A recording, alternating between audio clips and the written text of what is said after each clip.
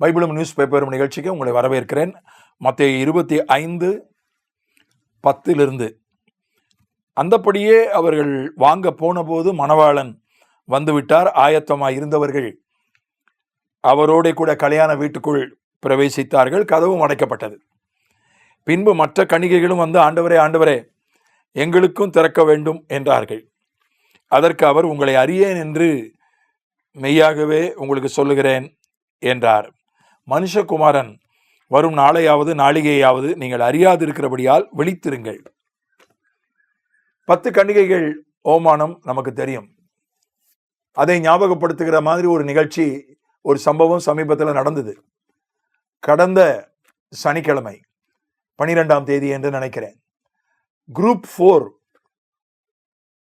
அரசாங்க வேலைக்கான தேர்வு தமிழகம் முழுவதும் நடந்தது. அதிலே லட்சக்கணக்கானோர் எழுதினார்கள். ஆனால் சிலர் தாமதமாக வந்தார்கள்.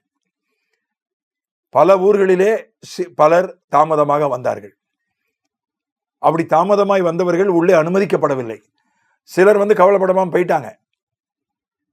சிலர் முடிய போட்டு மலையை இழுக்கிறவங்க, வந்தா மலை போனா முடி, சரி லேட் ஆயிடுச்சு பரவாயில்ல அப்படின்னு தப்பிச்சோம், பரீட்சை எழுதுகிற வேலை கிடையாது அப்படின்னு போயிட்டாங்க. ஆனால் சிலர் அழுதார்கள், கெஞ்சினார்கள். ஒரு ஊர்ல மட்டும் அப்படி அனுமதிக்கப்படாத குடும்பத்தை சார்ந்தவர்கள் சாலை மறியல் பண்ணி போராட்டம் நடத்தினாங்க, எங்களை உள்ள விடணும். ஆனால் சட்டப்படி உள்ள விட முடியாது. குறிப்பிட்ட அந்த நேரம் தவறிவிட்டால் அவர்களை உள்ளே அனுமதிக்க கூடாது. ஏன்னா அதுல முக்கியமான ஒரு கருத்து இருக்கிறது. வேலைக்கான தேர்வு, வாழ்க்கையினுடைய முக்கியமான ஒரு காரியத்தை நிர்ணயிக்க போகிற ஒரு பரீட்சை, அதுக்கே லேட்டா வந்தா அப்புறம் வேலைக்கு அவன் எப்படி ஒழுங்கா வருவான் அப்படின்ற கேள்வி அந்த இடத்துல இருக்கிறது. நியாயமானது தான்.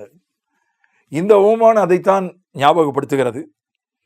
5 கன்னிகைகள் ஆயத்தமாக இருந்தார்கள், கூடுதலான எண்ணெய் வைத்திருந்தார்கள். 5 கன்னிகைகள் கூடுதலான எண்ணெய் கொண்டு வரவில்லை. அதனால எண்ணெய் வாங்க கடைக்கு போய்விட்டார்கள். அந்த நேரத்தில் மணவாளன் வந்து விட்டார். மணவாளன் வந்தவுடனே கலாச்சாரப்படி, வழக்கப்படி கதவு அடைக்கப்பட்டது. ஒருத்தருக்கு திறந்தா ஒவ்வொருத்தருக்கா திறக்கணும். இந்த ஓமானத்தினுடைய கருப்பொருள் வருகைக்கு ஆயத்தமா இருக்கணும், எப்போதும் விழிப்பா இருக்கணும். அதுதான் கருப்பொருள். ஆனா அதுக்கு ஆண்டவர் சொன்ன அந்த ஓமானம், அது அன்றைய இஸ்ரவேல் கலாச்சாரம். மணமகனை மணமகளின் தோழிகள் பாடி பாடி வரவேற்பார்கள்.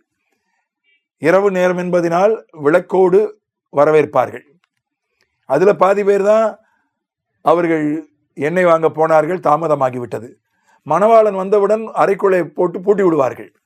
ஏன்னா ஒவ்வொருத்தரா பார்க்க வருவாங்க, அவரை தூங்க விட மாட்டாங்க. காலையில கல்யாணம், அதுல சிக்கல் உண்டு, இடரல், தொந்தரவு உண்டு.